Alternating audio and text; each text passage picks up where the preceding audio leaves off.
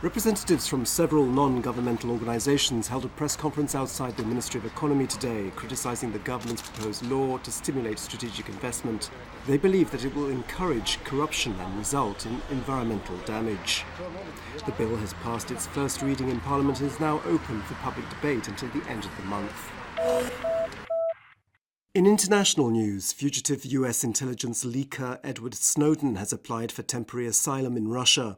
The Federal Migration Service confirmed today that Snowden had completed the relevant paperwork at Moscow's airport, where he has been staying for the past 3 weeks. Earlier, Russian President Vladimir Putin said that if Snowden promised to stop leaking US secrets, he would be able to seek asylum in Russia. Putin also said that the US was responsible for Snowden's extended stay in Russia, as he would have left if he had been able to. Miguel Trevino Morales, head of the brutal Zetas drug cartel, has been captured in northern Mexico. Trevino Morales, known as HRT4, was captured by American Marines near the US border at dawn on Monday. The Zetas were formed by defectors from a Mexican elite police unit and quickly became known for their brutality. Aside from drugs, they also have been involved in kidnappings and human trafficking. News, please. Iceland's newly appointed Prime Minister met today with European Commission President José Manuel Barroso and other top officials in Brussels to talk about future relations between Iceland and the EU. One thing is certain, and that was quite clear both on my part and of the President, that is the willingness of Iceland and the European Union to continue to build on the close cooperation, the fruitful cooperation we've had for decades now. Iceland's new government has decided to suspend its EU accession negotiations until a referendum can be held on the issue. A day-long general strike was held in Greece today. The strike was called by the trade unions in protest against government plans to cut thousands of public sector jobs. Hospitals and public transport were most affected by the strike.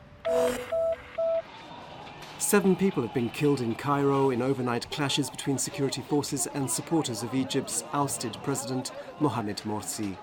Police used tear gas to drive back protesters, some hurling rocks, who had blocked a main route in the capital. Morsi was ousted on the 3rd of July in what many have called a military coup. Back to Croatia, and a day after the Croatian parliament began its summer recess, parliamentary speaker Josip Leko told the press that between January and July, MPs had adopted 205 laws. Although the constitution envisages a 2-month parliamentary recess, there is a chance that an extraordinary session will be called in case certain European issues need to be debated. In the southern Croatian town of Knin, a major archaeological discovery has been made. In the village Kapitul, the remains of the 13th century Knin cathedral have been found. According to medieval texts, the cathedral was built in 1203. However, it seems that it was built on the foundations of a 9th century church. In arts and entertainment, the 3rd International Exhibition of Deaf Artists, Creativity from Silence, opened yesterday in Pula. The exhibition, organised by the association World of Silence, will be open until Friday, the 19th of July. In sport, Zagreb's biggest football club, Dinamo, this evening face Luxembourg's champions Fole in the second qualification round of UEFA's Champions League. On Thursday, the remaining Croatian clubs will also compete. Hajduk of Split will travel to Macedonia, where they will play Turnovo, while Lokomotiva will face Dinamo Minsk in Belarus and Rijeka host Prestatyn Town from Wales. At the World Taekwondo Championships in Mexico, Croatian Mateja Kunovic just failed to take a medal in the women's under 46 kilogram category, losing to the more experienced Russian Anastasia Valoyeva. And Stipe Yarloni failed to reach the quarterfinals in the men's under 58 kilogram category, losing to Huang Chengqing of China. Wednesday's forecast calls for mainly sunny weather.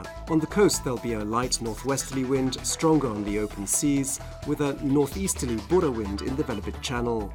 Early morning temperatures are between 13 and 15 degrees Celsius inland, between 18 and 23 degrees on the coast, will give way to the day's highs of between 24 and 29 degrees inland, between 30 and 32 degrees on the coast.